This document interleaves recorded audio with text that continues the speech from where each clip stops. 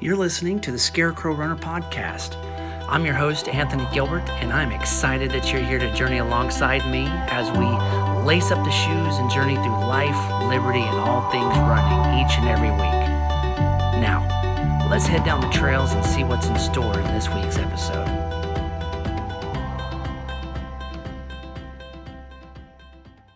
So, how's it going? Everything's going good. How about yourself? Good, man. Well, I'm doing good. Having a little bit of coffee and been doing some painting today. And I stayed up way too late last night, so I didn't get up early to go get a run in. So I got to get my run in later. But that's kind of the way it goes. I got about 13 in today. Just 13. It is just a number. That's right. And especially in the morning when I go, it's usually really foggy. I live in farmland, so it's rolling hills, and love my area. The views are incredible. So. I'm a little jealous with the areas that you run in, because that's when you get the fog and the rolling hills and the farmland. Man, it's like just like beautiful scenic postcard material, right? It's like a Norman Rockwell painting. It's like it is, yeah. And you can't even really, you can try to take a picture with your phone, but it just does not capture the beauty, what you see with your eyes. Agree. So that's one of the reasons why I love running. It's like you just get to go and witness so much beauty. It's like, man. So the days that I have those nice foggy mornings or foggy nights. So like last night, I went out for my run last night. I usually run a lot of nights. And so, the full moon was out and there was some clouds around it. So it was a cool look. So yeah, fun stuff. But yeah, I stayed up way too late. And so I overslept, and I was like, I'll run later. I'll get my run in later. Yeah. This is my off season. So I'm only running 2-3 times a week, and I get it in for therapy basically, and to stay slightly in shape, when I do pick it up. Running, as I say, running is my therapy. It's the cheapest therapy you can get. Well, I guess you could say it's the cheapest, but you buy all your shoes and your gear and stuff. So you do invest some money in it, but yeah, it's definitely the cheapest therapy. And when I've been holed up and I can't run, man, it drives me crazy. Cause it's like, especially if you're injured or the weather's not favorable to, if it's severe weather or whatever, it's like, man, I got to go run. I'm going crazy.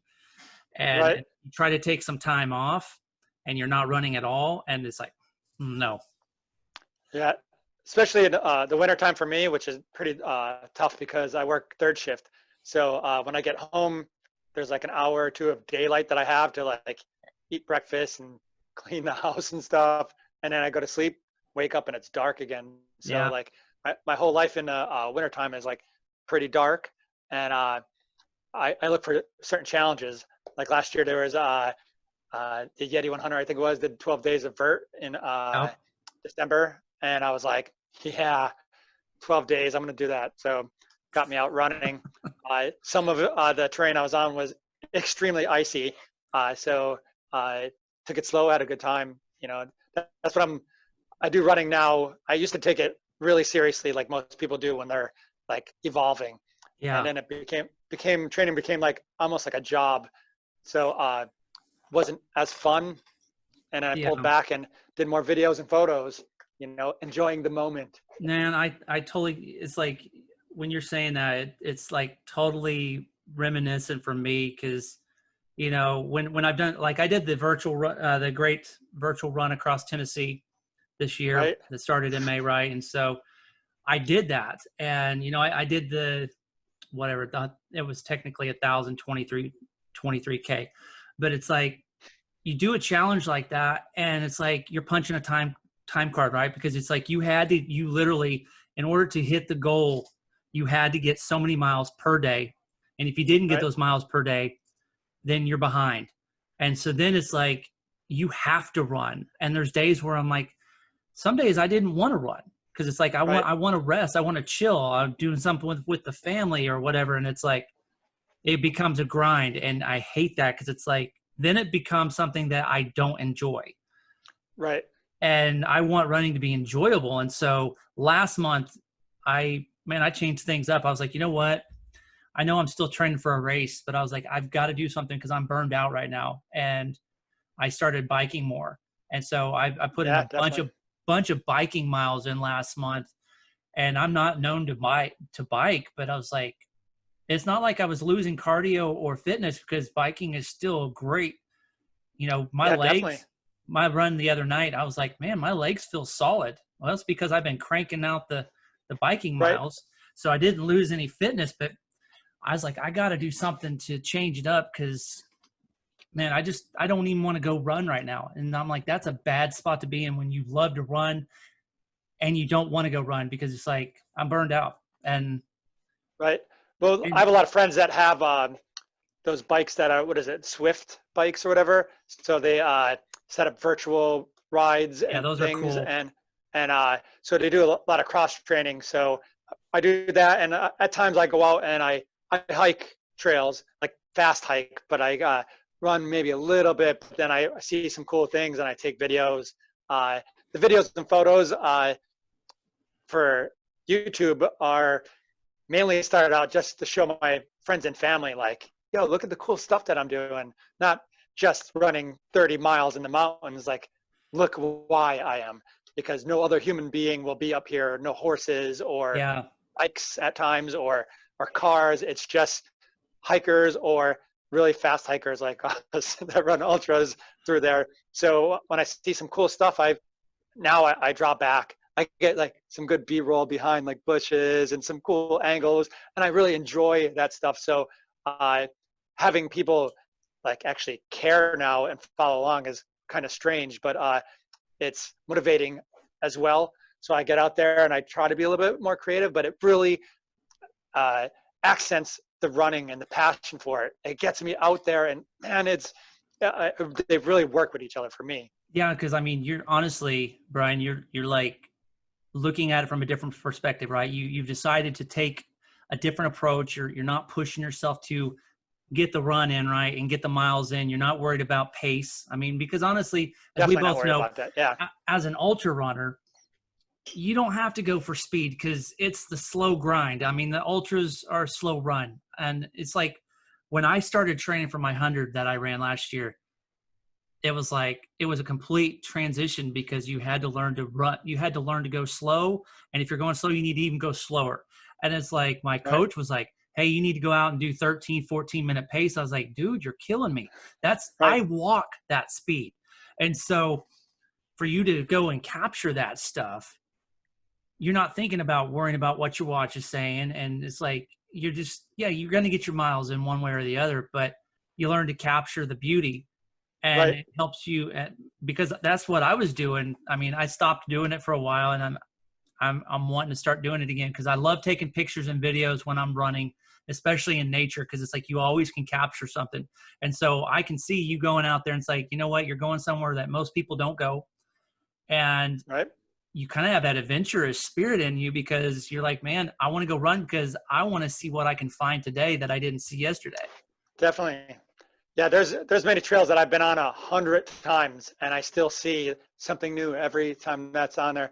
Like I might take some photos or video of like caterpillars on a weird log with moss on it because that's super awesome to me. Yeah, It's just a a different outlook on Mother Nature, and I'm getting those experiences because of running, because I'm out there adventuring, fast adventuring, but getting to see some cool stuff and absolutely. I mean, pulling back. and like you said, you know, it's kind of crazy that people actually want to watch the videos, right? Because you're like, it's just, you know, we're running videos, right? And I'm for me, it was hard because, you know, I was capturing all of my training for everything I was doing. And I'm like, nobody wants to watch me run on the concrete and doing the same thing over and over and over. I'm like, that's so boring. But man, you start hitting the trails, and I mean, you're pretty fortunate to have some really great scenery and really great areas where you're at. We've got some stuff here in Tulsa, not quite as extravagant like you have, or even some of my friends and my coach over in Arkansas, where there's some massive trails. But man, you take what you can get, and it's like even just outside my door, there's a golden orb spider, a golden orb weaver, that we've been watching for a while. And it's like I'll go out there, and so my kids came out today, and they're like, "Dad, check it out." because I'd researched it, and they said that when it's concerned that its web is going to be bothered, it starts to shake. And I was like, what, a spider that shakes? And they went out there, and I walked past it just a little while ago, and his web was going like this. I was like, he was pulsating the web. I was like, that's cool. Just right outside my door. And I was like, okay. I was like, I try to look for those types of things too. And even doing a run this last summer, we were having a challenge. It was kind of like a scavenger hunt. And one of the challenges was to look for different animals on your run. Well, I was like, I'm in a city. You don't see very many animals, right? But we are the animals. That's exactly right. We are the animals. But I actually live just on the outside of town. So there's some farmland that's close, on one of the roads that I run on. 2 bunnies. I ran across 2 bunnies. There was a deer. Then there's, of course, our state bird, the scissor-tail flycatcher. There was a dead skunk. It's like, hey, it's an animal. It counts. But and then I ran over to the park, and then there was some geese and some ducks. And I was like, okay, if you really look with the right eye, you can find some stuff. And so it's like you totally flip that switch and not even thinking about the run. The miles start to go by, and you get lost in the run. And so that's one thing I love about running and trails and stuff is like, man, don't worry about time. Just enjoy the moment, because pace is irrelevant to me. And my 2 main things that I look at are mileage, just to get time on feet, and then I go for vert, just because, I don't know, the more you climb, the crazier it is. Those are the 2 statistics that I look at. Pace is almost irrelevant, especially on trail. Like if you were on a track going in circles, pace, I would monitor that more. Yeah. When I'm climbing different mountains, my pace is going to be different on this mountain in comparison to this mountain. So like, it was like last week I was doing some track work, and I'm knocking out, 5:45, 6-minute pace for some of these shorter distances, right? Not that I was doing that for the whole mile, but we're talking on a consistent basis, literally running 7-minute miles over and over and over. But I'm like, there's no vertical climb. You're flat, and you're on a flat surface, and so you can crank it out. But you start going on the vert, forget pace and forget speed, because man, there's nothing like climbing a hill. You're dealing with rocks and roots and stuff, and you might be slipping, and you can't go fast. I mean, you go fast, you might be going back down the other way in the other direction, or you might use up too much energy. Absolutely. Depending on weather conditions, is it hot and humid or too cold, and like there's a lot more variables that are into play, I think, on that, especially over an extended period of time. The faster marathons and under, I think, really destroys the body. And mentally, it's difficult because you're at the wall for like a good 10 miles, 12 miles almost. But when you go into an ultra, you're at the wall, and then you're on the flow again. And then you're near death, and then you're in flow again. As long as you're overcoming that, It's amazing, isn't it? That's like, you can be in an ultra, and 1 minute you are seriously contemplating dropping because it's like, man, I can't do this. You give yourself some time, whatever it might be. You need some more nutrition, you might need some more hydration, you might need a massage, and you just sit because honestly, man, you've got plenty of time for most part. I mean, if you're moving, you're probably going to make the cutoffs. You just take some time and just chill for a little bit, right? And you allow your body to reset and your mind to reset, unless you're just absolutely just in a bad spot. And I mean, that can happen too. But, I've been in those areas where it's like you get in that really dark spot, but man, you just let some time go by and your mind it's like a light switch, right? And you're just like, man, I'm feeling good. I'm feeling good again. Let's go. Let's do this. Let's let the miles happen. But that's probably the one thing I love most about ultras. It's so similar to life itself and the daily grind. Definitely a metaphor. Yes. Because I mean, as crazy as, the pandemic has been, I was like, all the training that I did last year for my 100 prepared me for this crazy year. And people are like having a hard time adapting and having a hard time getting through stuff. And I was like, bring it on, man. Because because every day is training. No matter what you're Yes. doing is training. And what we consider ourselves are endurists, because we're training to endure pain and suffering through ultra running, getting through those dark spots. And every life experience that goes on that's like bad and difficult, I say, it's training. And then That's I can exactly use right. that later, when life is actually tough or the race is tough. Now I'm used to this type of suffering. Yeah, the mental aspect of it, all the mental training and stuff that I did last year really, because it's like not only did we have the pandemic this year, but because of the pandemic I lost my job. And so it's like, that was like a double whammy. But people are like, "Man, are you doing okay?" And I'm like, "Dude, I'm living this up," because I'm like, Right. what am I going to do? I could sit here and wallow in it, and that's not going to do me any good. And I learned that you don't wallow in it. You just, yeah, if you wallow for a little bit, get it over with and move on, right? But Right. you take, like I said to somebody else, like, life gave me a bag of lemons, and I can sit there and look at it, and those lemons are going to go bad if I don't do anything with them. So make some lemonade and enjoy it while you can, because I Right. knew eventually, the job would happen, which it did. I've been working now for, 3 weeks. So it's like, I knew that the job would Excellent. come around. I knew things would come around. And just like in an ultra, the sun will rise again. And if you're in those dark spots in those wee hours of the morning when you feel like you're not going to make it, the sun's going to come up, the new day is going to start, and then the finish line is going to come closer, because as long as you're moving one foot in front of Right. the other, you're going to get there. So it's like, man, just embrace the suck, as we would say, and Definitely. just roll with it, right? Because like you said, it's training. And people put so much emphasis in their runs. Man, I had a horrible training run today, and man, I just don't feel like I can do this anymore. And I've learned, yeah, there's days where it's like, I'm just not feeling it today. Not going Right. to happen. And you just chalk it up as training mileage and move on, because you'll run another day. And the same with the race. I mean, even the 2 DNFs I had last year, you know what? I learned a lot from those DNFs. You chalk it up as Right. training mileage, and you move on, and it's just part of the experience. Right. I DNF'd a few races, and they were probably better than the races that I finished, because I went through some stuff. I went through lifetimes of ups and downs, and met so many people, helped people that were struggling. They helped me, made some good friends and stuff like that. And they were on DNFs. So when I was done, I was like, sucks, but like, that was awesome. It It was was, a great experience, though. oh, I loved it. Yeah.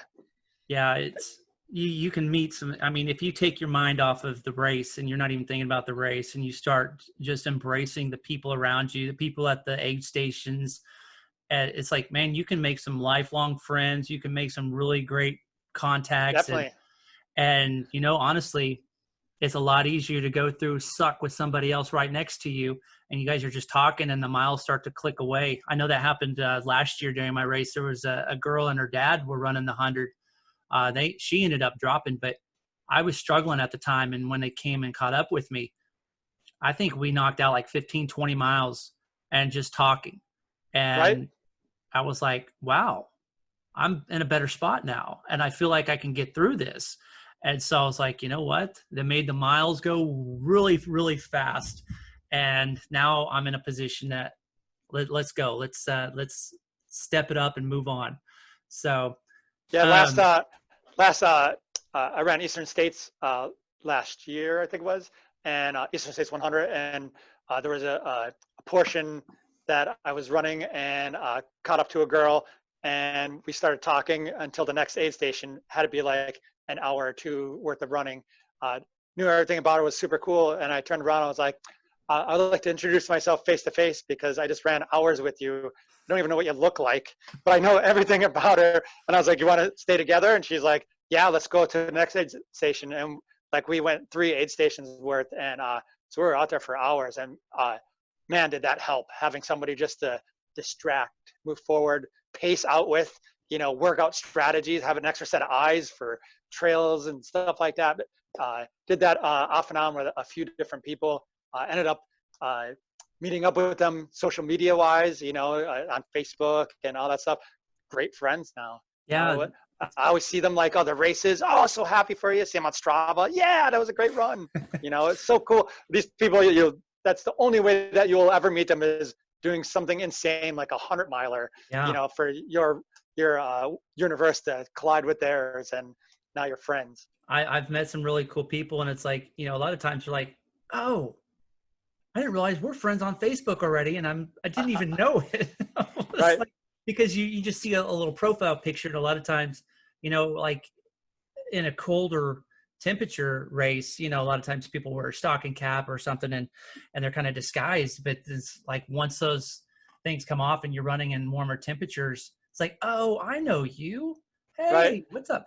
And so, yeah, but you touched on something. It's like, strategizing and things like that. People often think like, road races like marathons and things like that, it's cutthroat, and you're trying to beat the next person, and you don't. That's one of the things I probably like most about ultra running is you get away from that with the longer Right. distances. And my friend David Tirio here in Tulsa, he's a beast of an ultra runner. He's very competitive. But the ultra family, they bind together. They want you want to kick that person's butt, and they want to kick your butt too, but they want to do it on fair terms, right? We want to get through this together, but no man or woman left behind. If you see someone struggling, you help them out, because you're not going for pace, you're going to finish. I mean, it's Right. you're getting through it. And I would say that's a large portion of the trail ultra runners in general. I think we do have a lot of same mentality and things like that. If I see somebody struggling, unless I'm in first place, which, come on now, being realistic, right? Right. For the most part, for 95% of the rest of the field, you're going to feel concerned. Hey, are you okay? Let me check on you. I'll probably let somebody know ahead, like, do you need assistance now? I was a combat lifesaver in the military. So like I have a little bit of instinctive tendencies to like help, make sure that everybody's okay, and then I can move forward. Absolutely. I mean, I've got a really good friend of mine. He's a storm chaser, right? And so he That has sounds filmed. awesome. It's intense.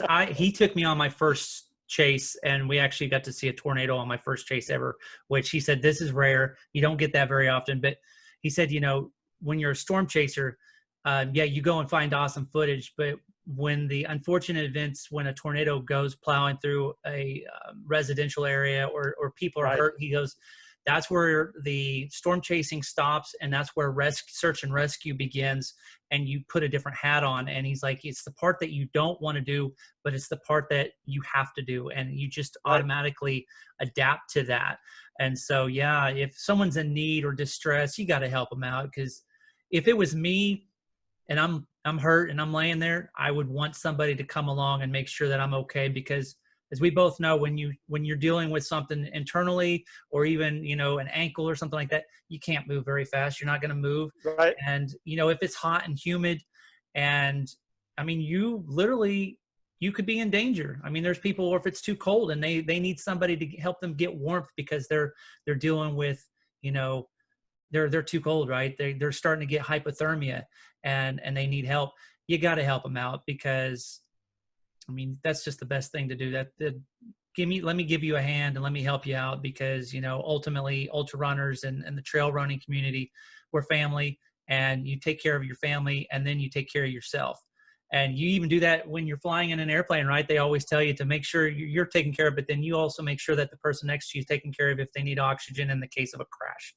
So, but yeah, you touched on, you had mentioned to me when you sent your information over to me that you had been in the Army. So first of all, thank you for your service. Thank you. My pleasure. You went in after 9/11, so you were kind of motivated with that to serve.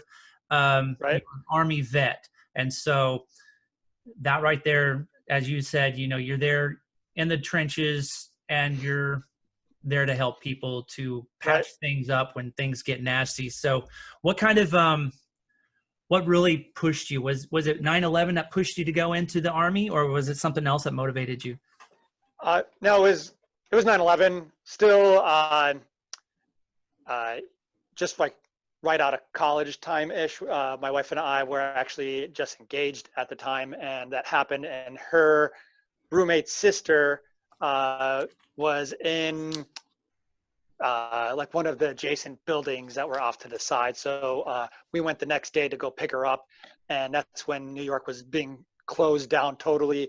But we ended up getting into the one of the armories where the Red Cross was, and met like, you know, the Clintons, the Yankees, like everybody was there trying to help, and really disturbing. But I have like computer background and a bunch of other stuff, so they let us in to help. Got like a placard, a Red Cross placard. Don't know how we got in. It was just, we were, hey, you and you, like we went in. My wife has database capabilities and programming stuff as well, so we were allowed in, and there's Secret Service agents walking around, guns and everything everywhere. So that experience was extremely disturbing, to the point where like I talked to my wife and was like, hey, if we ever have kids and stuff, and the world is kind of screwed up, if I didn't put my 2 cents in and try to make a difference, shame on me, you know. And I was like, I've been captain pretty much every sport that I did, you know, I was always a leader and everything. And I was like, do you care if I enlist? I was like, you know, I could be a lifer. I could go in, they might have a 2 or 4 year or whatever program. I was like, now is the time. I'm younger and I could handle it. And she's like, yeah, let's do it. So when we got back home, which was 2 days later, I called the recruiter. He came over, gave us the tests. Then I went in. So it was kids that didn't exist at the moment, and 9/11 saying, hey, like, I want to be part of the solution, not part of the problem, which like social media is now. That, Yeah, you know, disinformation from all angles, you know, it isn't a right or a left. This was something that, you know, everybody should be just trying to be a good person and help the other person out, just like on the trail, like we were just talking about. That should be done in all aspects of life, not just absolutely. running. Absolutely. And so you went in, how many years did you end up serving? 8 years. 8, yeah. So I was just on the cusp of, do I stay in forever or do I Yeah. back out? I backed out because we did have kids at the moment then, and it was go one direction or the other. I chose family because I don't want to be doing things that are necessary to come home and be part of the dysfunctional family Yeah, any exactly. more than I am now, you know.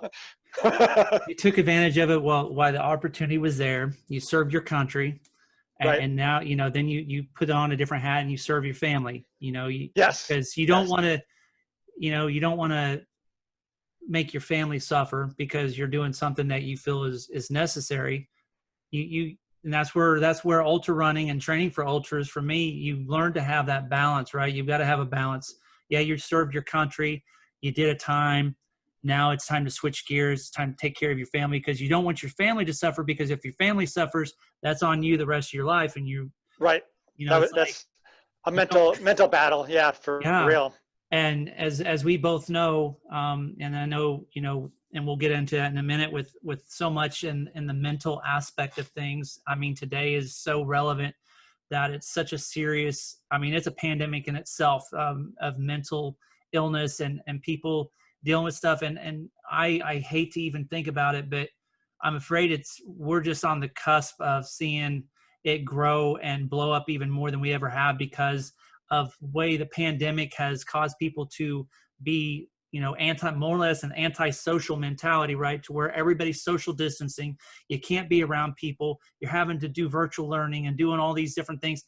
And kids and even adults, you've got to have that interaction. I mean, it's ingrained in our DNA of social interaction. And my parents, you know, I got to see my parents last weekend. They came down to see us. They came and saw us right as the pandemic started. And, you know, they're like, we're going to meet outside. And, you know, we did all our precautions and stuff. And it's like, it was really eating away at me, because it's like, I'm a really social person, to where I'm a hugger. And when Yeah. I see my parents, I want to give them a hug. Right. And it's like, this I is was in really, I was in business forever, so firm handshake look in the eyes, always, oh, hello. I'm always, maybe a chest bump or, a bro hug, Yeah. do all that stuff. Now I bow. Hey, good to see you. I Yeah, always, everybody that exactly. sees me now, I always like bow. That's my hello.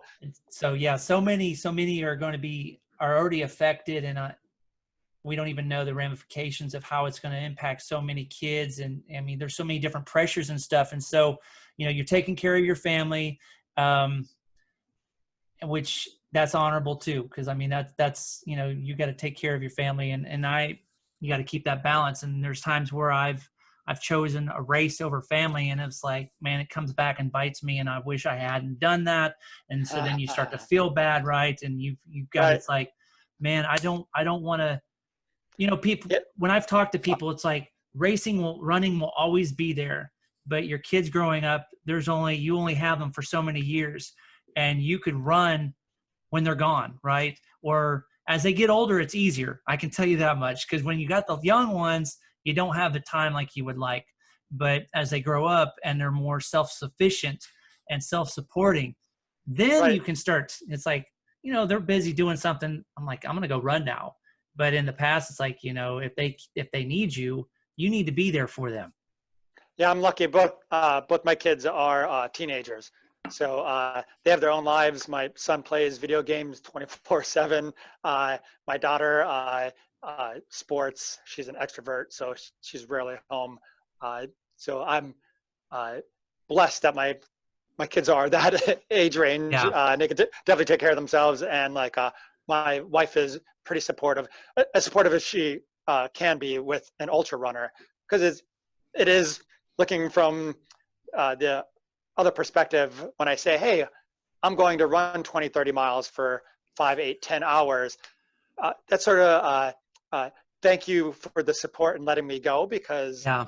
I know it must suck on your end, because I'm gone. And when I come home, I'm like mentally and physically gone then as well, because so destroyed in a good way, though. Like the Yeah. battery is recharged.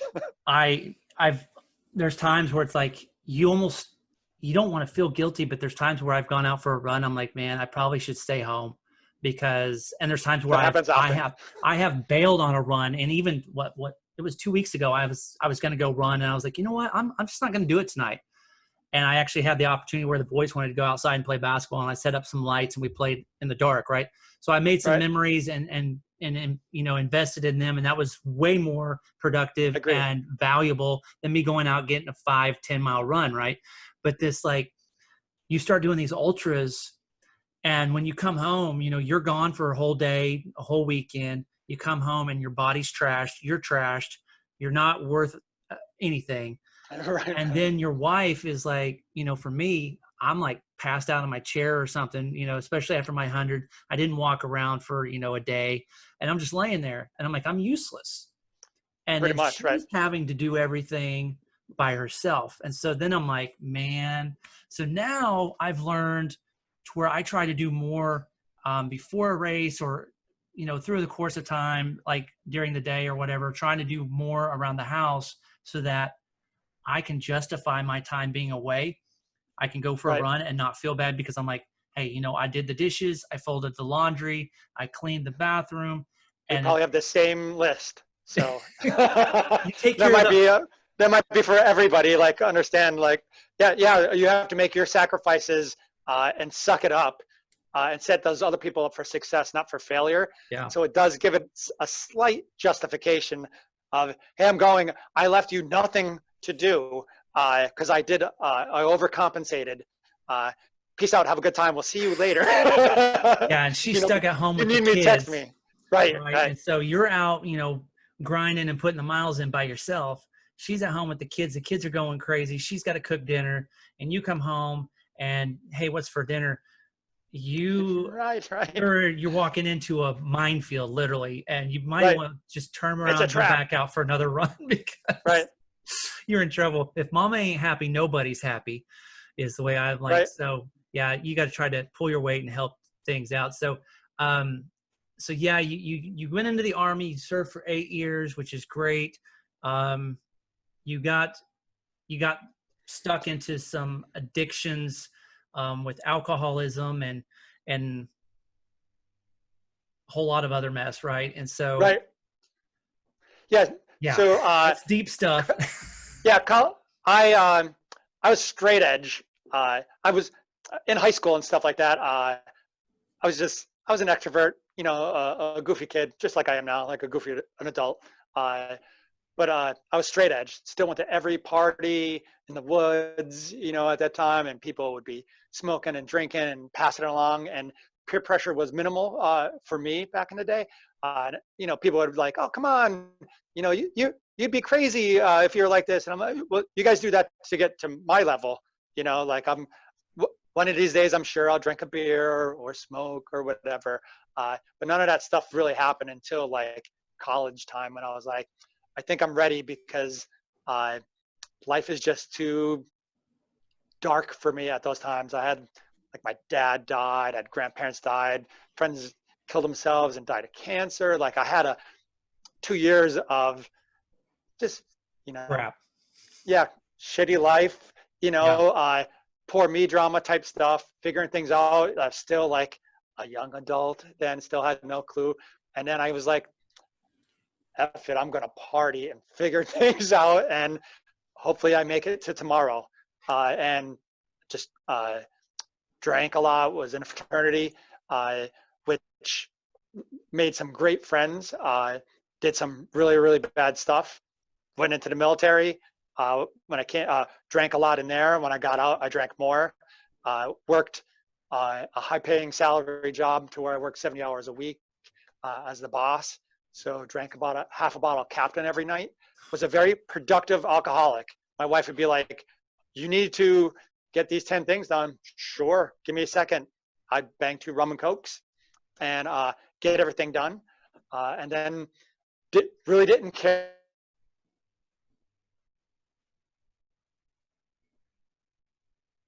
Drink a 6-pack of Mountain Dew and a whole pot of coffee during the Oh, day because I was a manager. had to And stay then when I awake. came, yep. And then when I got home from like a 12, 16-hour shift, I would drink heavily, get everything needed redone. And I was just didn't care.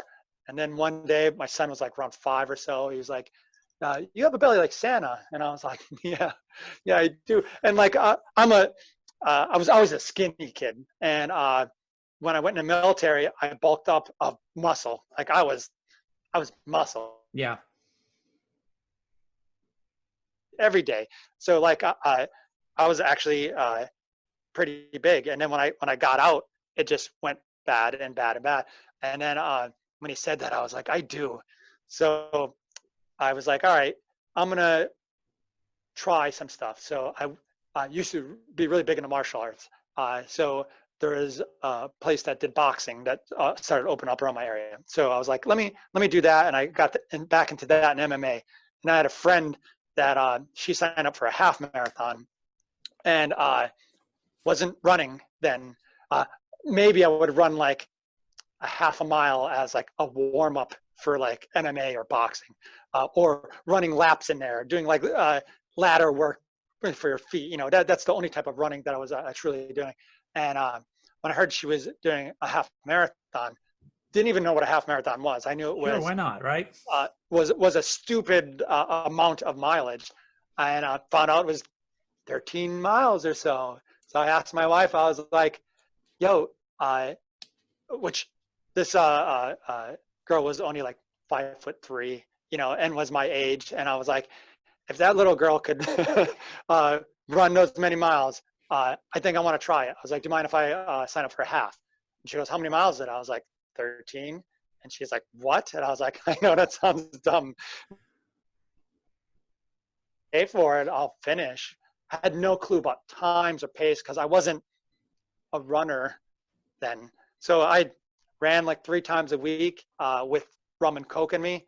I did it for like maybe 3 months, and through the 3-month period, I was down like 1 rum and coke, and then I was down less because my body was like, Yeah.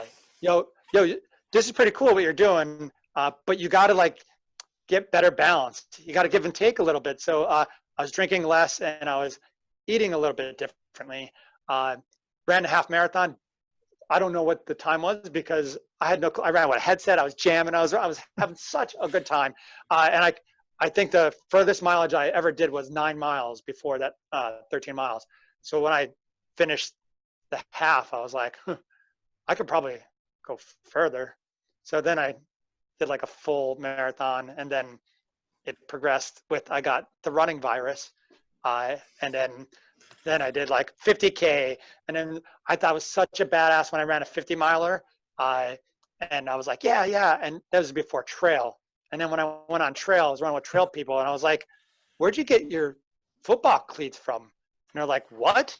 And I was like, no, your shoes, they have like cleats on them. And they're like, these are trail shoes. I'm like, there's trail shoes?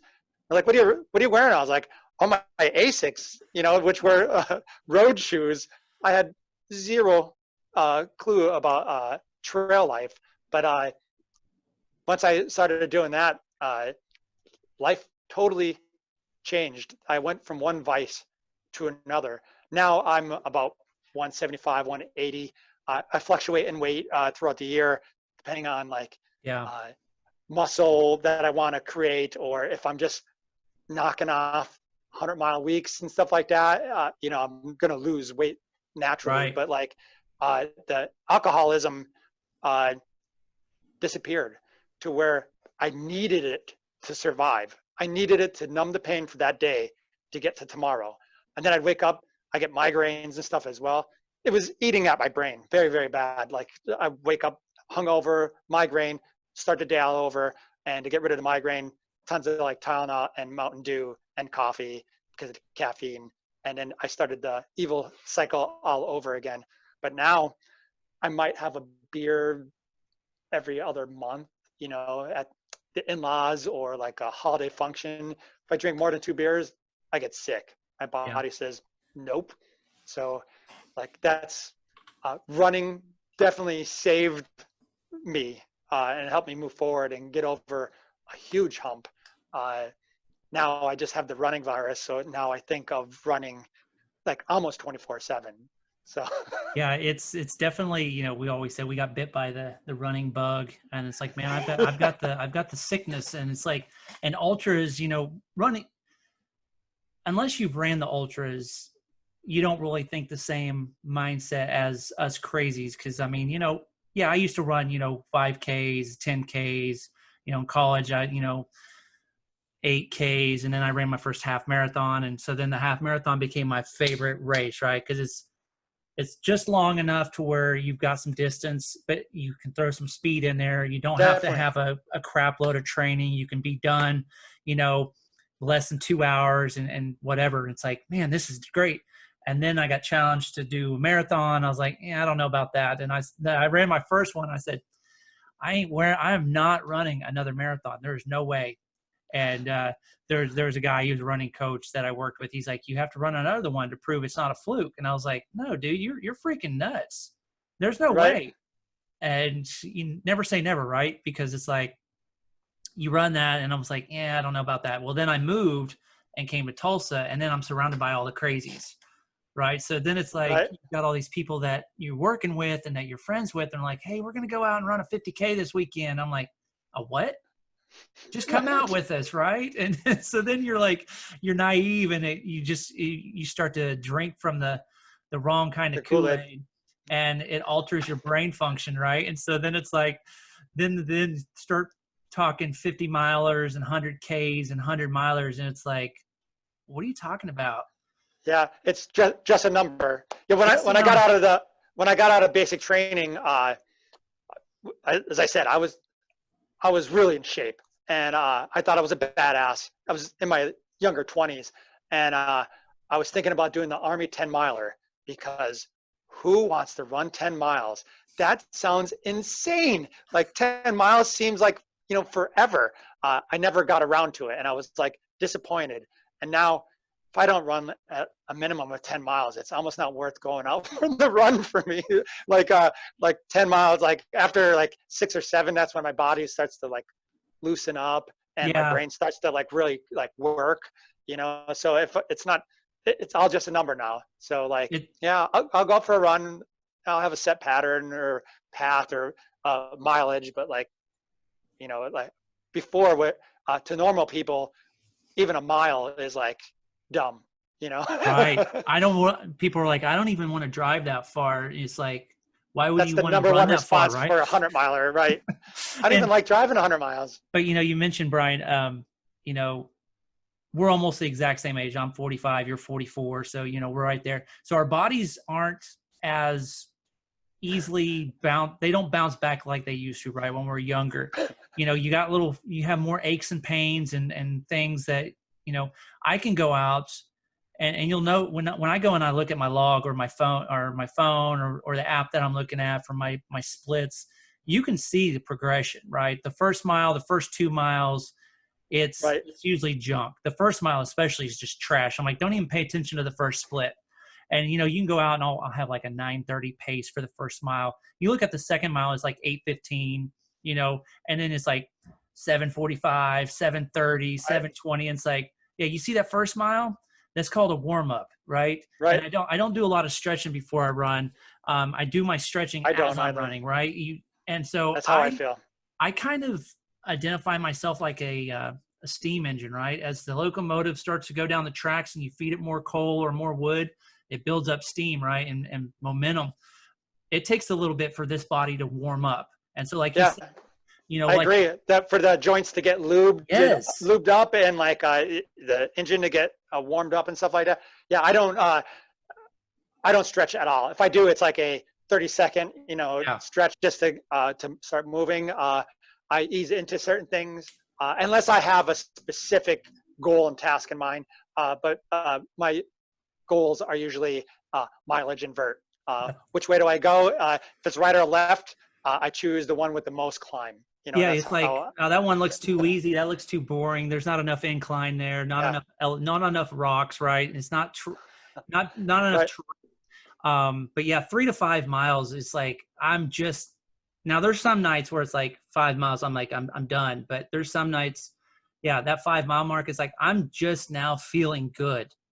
So Yeah. now let's go, because, it's taken me 30, 40 minutes to get truly warmed up. And that's probably why I like the ultras the most, because, you've got an hour or two warm up and now, okay, now we're going to be running for the next, 15, 16 hours. It's like, now you are warmed up and Right. you don't have to worry about, you're not going to catch me out there doing a 5K and trying to compete with, 17, 18-year-olds running 15 minutes. No, Right. Right. no, No, I agree with you on that one.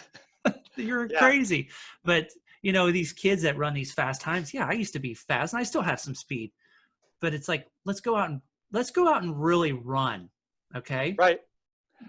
Let's run an ultra so it isn't just physical anymore. We're No. stripping it down to the mental level as well, because for people that could run, if you run more than 24 hours, let's see how good you are without running more than 24 hours. Because I Yeah. think that's where seeing the sunrise more than like once, how that works for the brain, and because your body could probably run forever if you fuel it properly, and Yeah. it's the brain that's going to shut things off because of lack of sleep, or just the governor kicking in saying, hey, that's way too much, you gotta like slow down or stop or sleep. And then What's that? you got, right, and then you have to be like, suck it up, buttercup, we got 12 more hours to run or whatever. you know I remember when I was running my 100 last year, it was the first time I'd ever gone more than 24 hours in one period of time of running continuously. And I remember slapping myself in the face because I was sleep running, right? And I'd heard about it and I was like, I actually got to experience it. And I was like, man, I love coffee. And like, man, I really need some coffee. But then I was like, man, I don't know. I usually train with the stuff that I'm going to use as nutrition and stuff for a race. And I was like, I don't know if I really want to drink coffee at the 70-mile mark. I don't know. But I was like, you know what? Let's roll the dice because I'm this far. I'm going to go ahead and try it. Man, I drank that cup of coffee and it was like, it was boop. what you needed. Yep. I needed that. And man, it felt good. And because it's like for somebody, and yeah, it's an addiction. I love caffeine. I drink a lot of coffee. I had tapered off of the caffeine prior to the race so that my body would be more, more able to be effective at, right?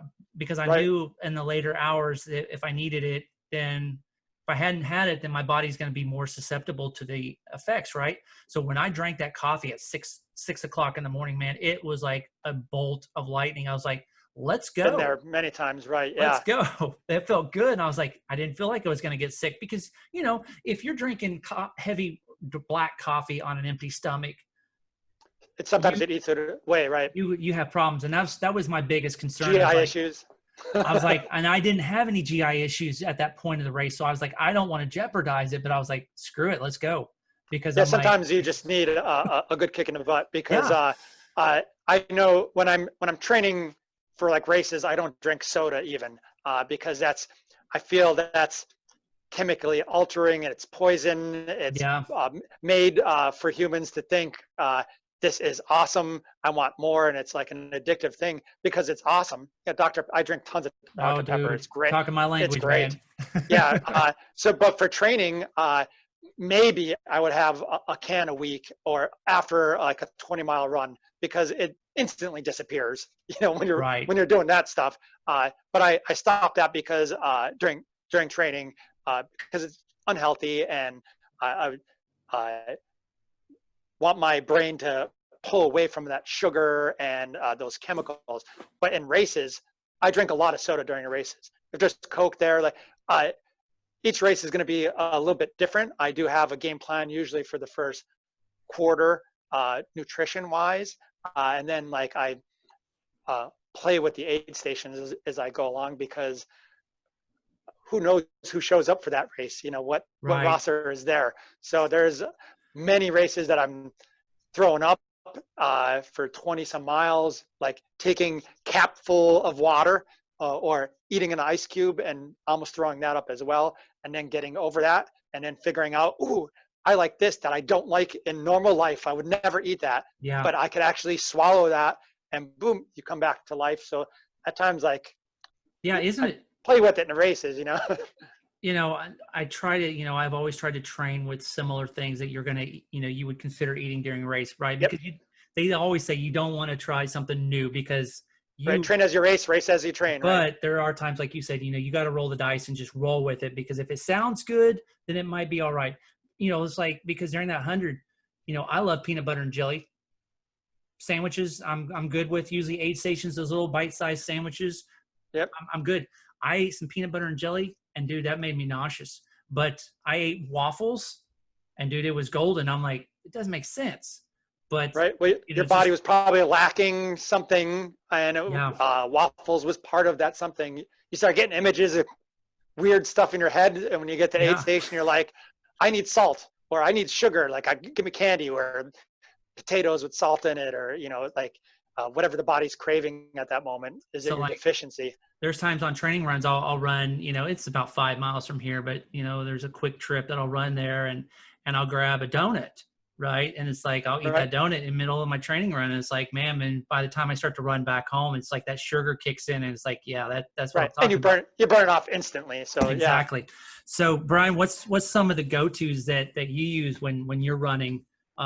Nutrition wise, Yeah. I use applesauce pouches, the little baby ones. The They're ones on you can average about, squeeze. Yeah. yeah, they're an average of 70 to 90 calories per pouch, usually around 24 grams of carbs in it. I could slurp them. If you've seen some of my videos, like on my 50 milers and 100 Ks that I do, like self-sustaining ones, I do that, and Pop Tarts, because which I don't normally eat during the day, but Pop Tarts are 400 calories for 2 of them, so they're 200 calories a piece. Yeah. So if I could break them up and slowly mash them and hydrate them down, I'm getting the calories in there. So for long runs, I could usually do Pop Tarts and applesauce. I usually start out with Pop Tarts because they're drier in the beginning and I can handle it, and then I ease into the applesauce. I did start different type of hydration stuff, but that Tailwind I think screws my stomach up a little bit after like 20 miles or so. So I Yeah. stopped doing tailwind. I usually, for races, I start out with like a 32-ounce Gatorade, fill the rest up with water, and then I just maybe some Gatorade in there throughout the race, but I usually go strictly water after like a certain mileage because I'm trying to get the calories in liquid-wise as well in the beginning, and then I try to play with it throughout the race. So Yeah, I know with Gatorade and stuff, I can handle it and I usually can drink it early going, but man, you start getting, say 20, 25, 30 miles into a race, man, that Gatorade just starts to taste like crap. The sugariness and your fingers get yes, sticky, and it's like, man, I can't handle any more of this sucrose, right? Because it's like that's what it it is. Yeah. messes with me. And so, yeah, I love sweet stuff. I mean, I'm addicted to sugar, but yeah, Tailwind. I know several people that they love Tailwind, but man, it's like over the course of time, it started to mess with them. So I've tried a bunch of different things. Um, whether it's e-fuel or none. That's one that I've used a lot of.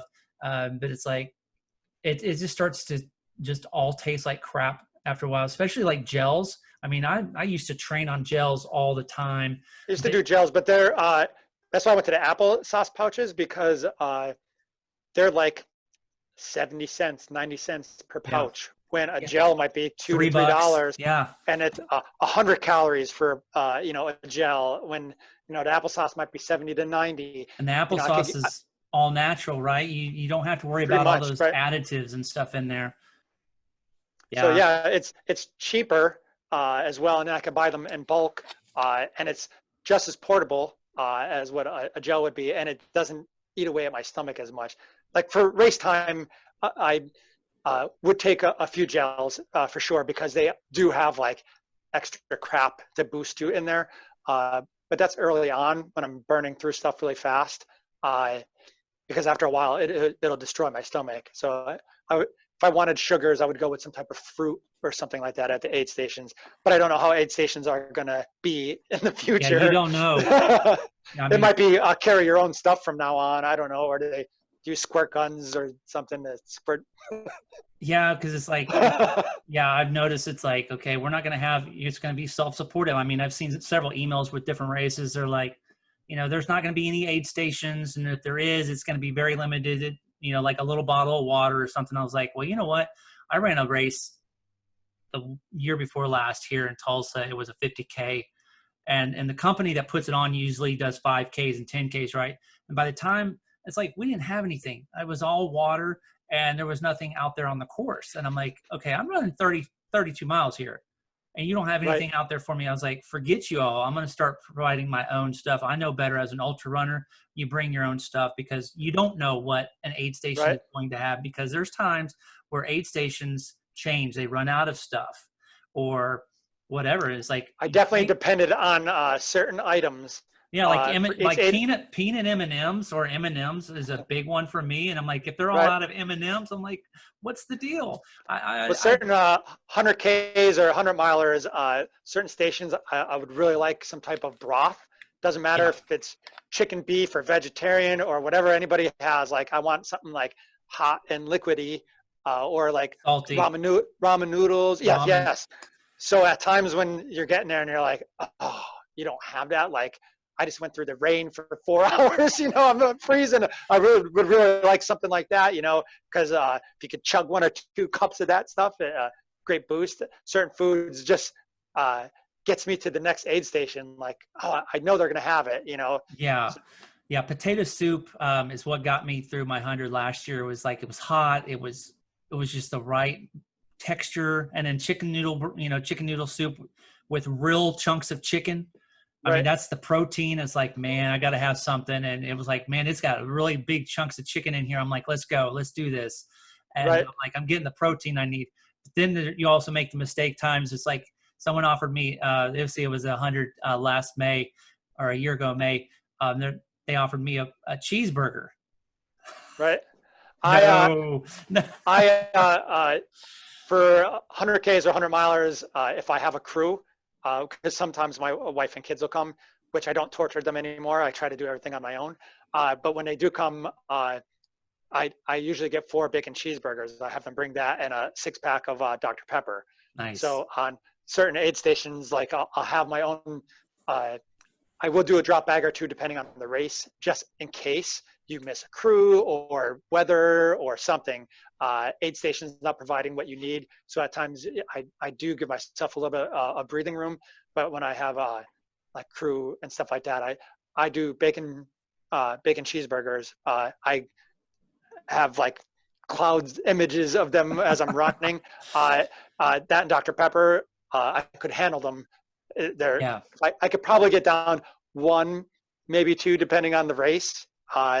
And like I might even carry 1 with me, like just to get that protein. I guess my body is lacking that protein, and That bacon is just the meat of the gods. Yeah, man, that bacon, salted bacon, it's just like, man, it's like, yeah, it is something that definitely gives you the boost. It's like I was telling you, the waffles, they had waffles and bacon. I was like, man, give me the bacon with some syrup on it. And I'm but I'm up for that. There's a guy I know that he was running 100 last year, and now they don't recommend you do this, but I mean, when you're running 100, everything goes out the window, right? It's just whatever you feel. Right, survival. And he was down on a 16-ounce Coke at every aid station. You know, then this is every 8 miles. Yeah. And he was not drinking anything else but Coke, because that was his go-to, and his stomach was handling through it. Yeah. Yeah. So it's crazy. So Brian, on a typical schedule for you when you're training, what's your mileage look like on a weekly basis? I'd average around 40 to 60 miles. Some weeks will be more than others, depending. I do try to throw in challenges as well, because it gets me more, it gets me on a schedule. Because if I have like a 30-day challenge, there are going to be some days, like we talked earlier, that like I'm not in it today. Like I'm not in it, and I double up tomorrow. Then like, so challenges definitely keep me focused and structured. But that's usually something that accompanies the running. So like this past month, I did squats and push-ups. So for the 30 days, I ended up doing 5,000 squats and 3,000 push-ups, and it progressively got more and more each day. So the days that I missed, it was like, oh my God, I have to do like 400 squats today to make up for it, So, and I would break it up. But yeah, I would then put in the mileage. And during training, once again, I go for usually mileage and vert. And sometimes I will say this run, I'm going to actually put in some good effort to it, and I won't video. Maybe I'll stop and take a photo or something like that. But I will be more into the actual training. I would say 80% of my runs, though, are just get the miles, time on feet, time on and the have feet. a good That's time. The thing. Absolutely. Good time in therapy, That's it. That's what my coach was always telling me. He's like, it's time on your feet. And there's a good friend of mine that, he does a lot of hundreds. He does his 100-mile training. He mows lawns. That is basically the most, because he's mowing lawns all summer, right? And so he's time on his feet. And I was like, dude, you're not running. But when he goes to hundreds, he's power hiking. He doesn't really run. He power hikes. And you know what? I know people that finish that are finishes faster than most runners. Yep, that are not like me. Like, and I look at them, I'm like, there's no way. There's no way. And then it's like, that's how I explain it to a lot of friends that are non-runners, that I've been in many races, all shapes and sizes. You're 6'7", correct? Yep. So you're a big guy. I meet giants, little people. There was one race I ran, a lady came up with me with poles, and she was like 76 years old, and she was talking about how she ran UTMB, and we talked for like 3 miles, and she's like, you have a good time, have fun. I was like, nice talking to you. And she kept on going, and I was like, how awesome. Yeah, how awesome and embarrassing that is. Like, I want to give her a high five, and I'm so like, I didn't get chicked. I got chicked by a lady that was in her 70s, and she had a smile. She wasn't breathing heavy. I was ready to pass out, and it really inspired me to move forward. But it was such a good experience to, like, it doesn't matter what shape and size you are. No. There's people that are running with a hunchback with a drag. The running styles are like, you are doing that this whole time. Yeah. And I'm trying to be prim and proper and perfect. And, It's it's totally amazing, different Brian, when. because I mean there are so many people. That's why ultra running, you cannot judge the person by what they look like, right? Because as ultra runners, I'm Correct. 6'7". There's not a lot of 6'7" ultra runners. I mean, there's a lot Right. of people that are like, dude, you run ultras, and I'm like, yeah, I'm a more of Right. a basketball player body wise, but there's some people, and this isn't a knock on females, but there are some females that I know, they don't have a running build. I mean, they're kind of round and Right. short, petite, bigger girls. And I'm like, you run ultras. I I don't run know. with a lot of females, and they all could whoop my butt. All of them Yeah, could outlast me, and it's funny and discouraging, and it I'm is. so happy for them and so angry at them at the same time. Like when they're doing these races, I'm like, oh, I'm so happy for you. I did not want you to finish though. I'm so like, oh, good, so like excited, because it shouldn't be like that way, but Yeah, they're it like, is. you've got more buckles than I do. What the heck? I mean, Right. you're a 3-time 100-mile finisher. How? Well, Right. because as we know, running It's all up is there. Yep. mostly mental. I mean, the physical aspect, you can get through so much, but after so many miles, the physical piece is going to go out the door. It's how mentally tough and how much pain and endurance is. We both know women are gifted with the ability to endure pain physically and mentally. One, because their Right. bodies are just an amazing thing for childbirth and such. So it's like they can get in that pain cave, and we would be like tapping out. I'm done. And the woman's just like, see ya. Because And they're like, I read an article because, as I said, I run with mostly females, and they're able to get a game plan and stick with that game plan mhm. more consistently than what men do, because men usually just throw everything to the side and go at 200% rather than slow and steady or whatever. Yeah. Yeah, all the ladies that I run with really humble me and put me in my place. Yeah, the guys are all about, hey, I'm big bad runner, and I'm going to Right. show you up. And they see somebody pass them, and so what's the first instinct? I'm going to catch up to that sucker, right? And then you burn all of your energy, and you Right. depleted yourself for what? And then you got Right. little grandma. I know a 76-year-old woman here in Tulsa. She walks her 100-milers, right?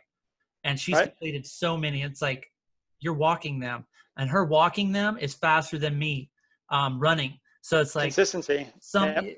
it's the tortoise and the hare, right? The tortoise finishes before the hare because it's slow and steady wins the race. And Right. I mean, yeah. So it's not all about speed. Yeah, we're not all Jim Walmsley, and we can't go and fly and run a 12 or 13-hour 100-miler. Ain't gonna happen for me, never. No, that would be awesome. Yes, I hope they put that on my tombstone, because that would be my last day. exactly. So Brian, how many ultras have you ran? I don't know. Actually, I don't really keep track of them. I've run ultras for the past 6 years, and I probably did 3 to 4 every year. I'm doing a lot more before Corona hit. I was starting to do more of my own Self-support. races, Yeah, like your self-supported, like 50-mile barn race, right? Which I was watching on YouTube, which I thought was a cool video because it's a looped course, and I was like, oh, this is interesting, this is cool, and yeah, it's like yeah. I some have people we feel have a like lot of they. 24. I'm sorry, we have a lot You're of fine. 24-hour races in our area that are looped, like the background ultra, backyard ultra type stuff. And I always thought that was the dumbest thing in the world, because who wants to run in circles? But then it's another thing that it sucks because you're Yeah, running in circles. So I think I want to try that. So let's do it now for 50 miles. yep. And then I have a suicide prevention run that I started. This was the second year that I did it, and it's usually in July. And every hour on the hour, we start at 6 p.m. on Friday. Every hour on the hour, there's a 3-mile loop that we run, and we, as in me, but people are able to come and donate money for the suicide prevention and walk or run a loop. And I have people that come out like 3 in the morning. Somebody came and ran 4 o'clock, 5 o'clock, and 6 o'clock with me so they could see the sunrise. And so for 24 hours, I'm running, which comes out to 75 miles. And that's a looped thing. And Yeah. I never, well, first of all, I never thought I would run that far to begin with ever in life. But to run in circles for that long, I seen it go into nighttime with almost a full moon, and then the moon disappeared and the night sky was pitch black, and Yeah. then the sun rose again, and then it was super hot out for the rest of the day, and till like a sun started setting. Dude, I went through so many emotions and met so many people and had so many people cry because they were getting closure or getting a way to grieve a little bit Right. and tribute. It's a good But outlet. it was really cool, and it was a looped mentality. I'm thinking about doing something similar. We were talking about the track workouts, and I'm thinking about contacting a high school once Corona becomes more stabilized, but run a 50 miler on a track, because Yeah. that would be There's, that'd be 200 laps, and then social distancing and internet access maybe to actually able to see certain things going on. People could come and walk and stuff. So I want to do some more crazy loop things because it's easier to manage as well, especially on your own. Aid yeah. station is right here. There's a race here in Tulsa actually. One of the guys puts it on. He does it twice a year. One of the races he does is on a, is on a trail at a park, and then the other one actually is on the track. And they have a 200-mile option. They have the 150. They have the 100. They have the 50. They have the 25, and they're going around the track, going around the track. And it reminded me last night before she dropped out. Camille Herron was trying to do Yeah, the world record for the 48 hours. And when I read it was 1 mile loop course, and I was like, dude, I that's a was like, no. but as we both know, yeah, exactly. We say that, Brian, but it's like, But you want to I, do it I secretly. hate loops because it's like, but when you're self-supporting yourself, it's like when I've done a lot of my training, like in the summer when it's hot, I want to make sure that I'm close to home if I have any issues so I can run by the house again, right, and get something. But in a race, man, I would prefer the out and back. Why? Because I can go out because I know I have to come back. The loop Right, courses, man, it's so tempting when you're doing a 25-mile loop and you're done and you're getting aid, and it's like, man, do I go back out? It's getting real comfortable here. right. Then you don't want to Well, go. I'm starting to like them because I could look at it in a strategic mentality. So your first loop is always like to get acquainted and accustomed to the loop. And then each loop after that, you're figuring out, hey, I'm 30 seconds ahead, or I'm 15 seconds behind to where I was last time at this. Or, you're able to gauge the aid stations a little bit better. That's why doing a 50 or 100K self-supported in a looped mentality, I'm going to do it until I'm done, Yeah. whether I have to walk each loop. Quitting is not the option unless there's an injury, but that rarely happens. So I'm able to break down the loops and understand my running a little bit better, like get my Yeah. nutrition in play, my hydration better. I'm able to break things down because it's in small chunks. Sure. There's pros and cons to both, right? Because I mean, with the loop, you can, like you said, you can hone down your splits and your pace, and because you know exactly where you're at the same time. And We then got it. also the out and back, for me, it's like the physical aspect of looking at landmarks, right? You're like, yeah, I know exactly how much further I've got to go.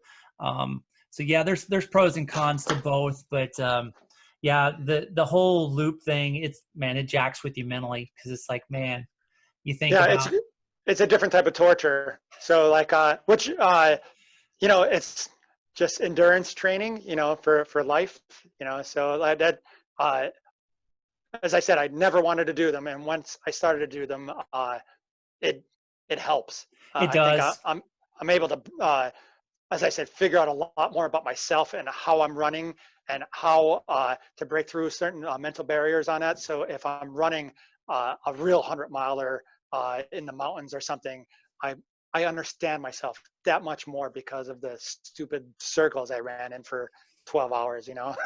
People are like, why you do it? Well, why not? Because it's, you know, when I did my 4x4x48 challenge last year to train for my Yeah. 100, Goggins. Was that a yeah, Goggins it was challenge? like, man, what is the deal? And it was like, oh, it was tough, but it wasn't the running of the 3 miles and 4 miles at a time, you know, the 4 miles at a time.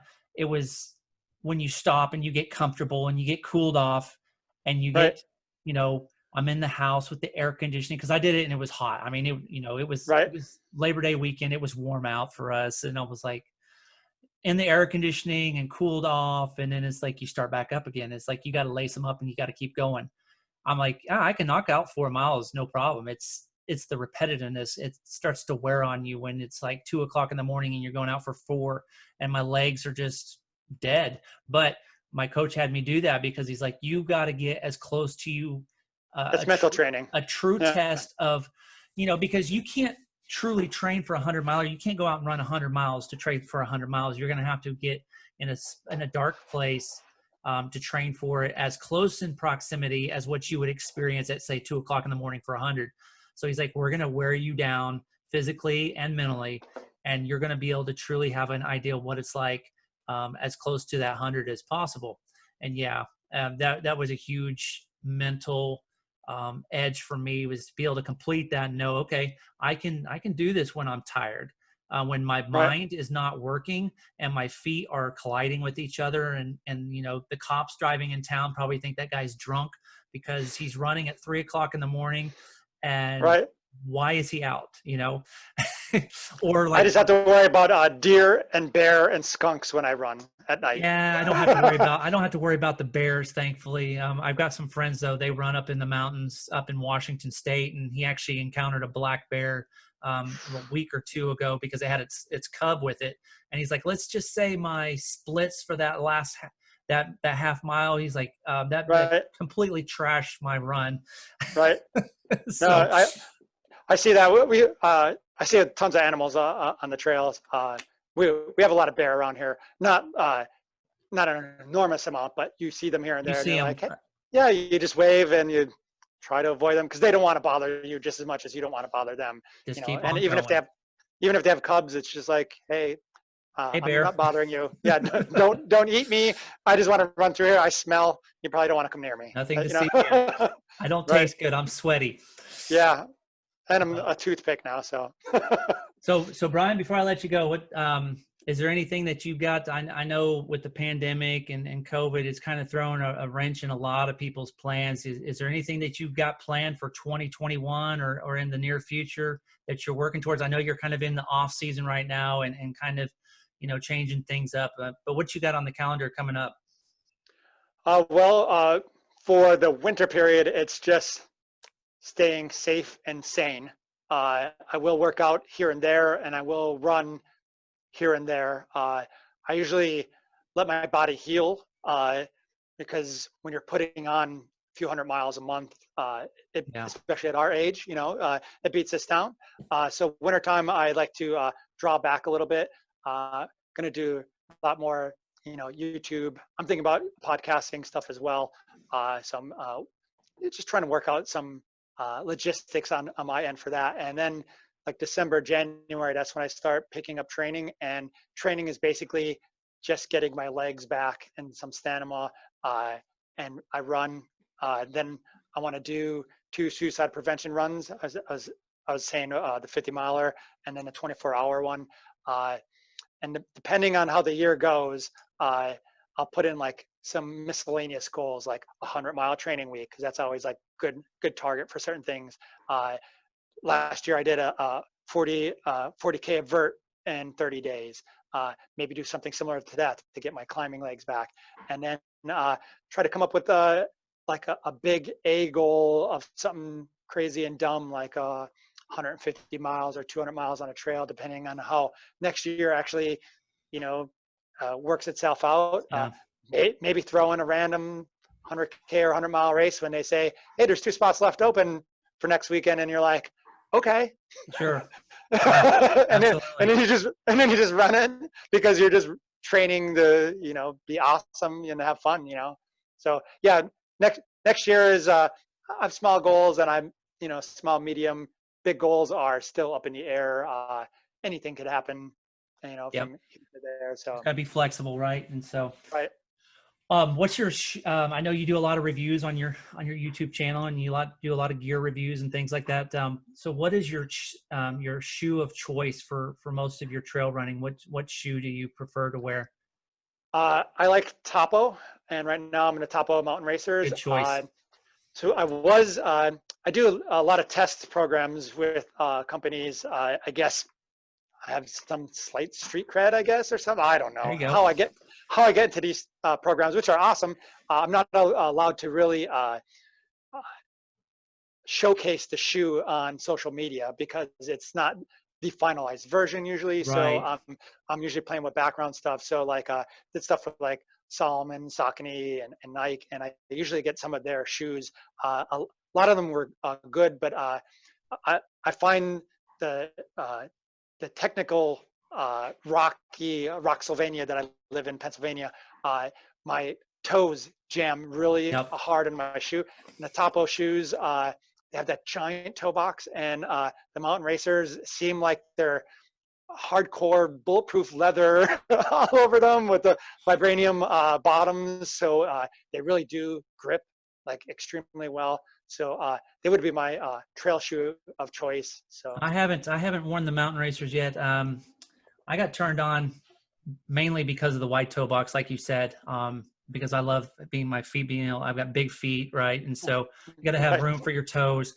But I started off with the Ultra Flies for the road, the Phantoms, and then the Ultra Fly 3s I've been running, and the Magna Flies, the Zero Drop. But then the Terra Ventures, I've had 2 pairs of those for trails. Man, I wore those the first time I took them out of the box. I went out for like a 15-mile trail run. I was like, man, these things are gold. They felt great. And I don't think I'll wear another shoe just because my feet have the room that they need, and Right.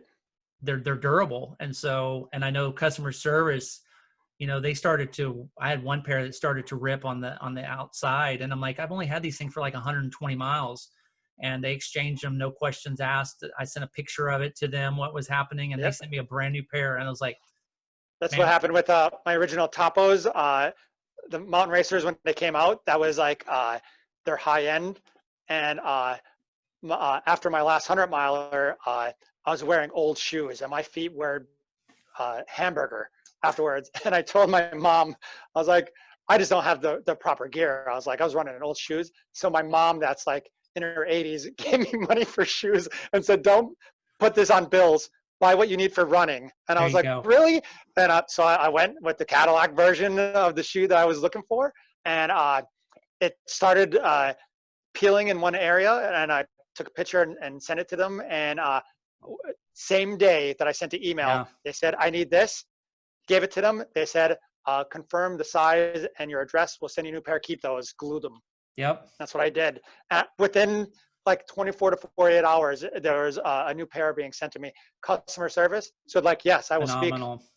Yeah, that's the shoe brand should be doing that, because I'm sure they cost $10 to make, charging us Exactly. 200. I'm But exactly. I noticed I got an email this last week that they actually are putting out a brand new pair of recovery shoes, and it's the Recover.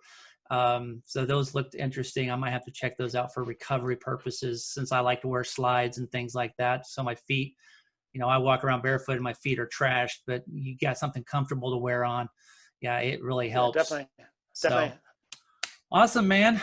Time flies when you're having fun. Yeah, we put in some time. So Absolutely. I'm happy. Talking running, I could do that with All day anybody. long. It's like an Yeah, ultra, for brother. sure. It's like an Yeah. ultra. Well, ladies and gentlemen, Brian Rosser. And if you want to find him, you can find him on YouTube with Rosser Runs. He does all sorts of gear reviews and race reviews and his own self-supported runs. Good video content. Go check it out. And Thank you. but Brian, I appreciate you jumping on here with me, and it was a pleasure. And we'll catch you down the trail, brother. Pleasure was all mine. Appreciate it. Thank you.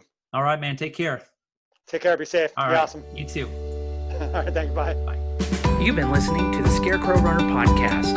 I hope you enjoyed today's episode and that you'll join me next week as we journey down the trail for more adventures. Until then, have a blessed week. This is the Scarecrow Runner signing out.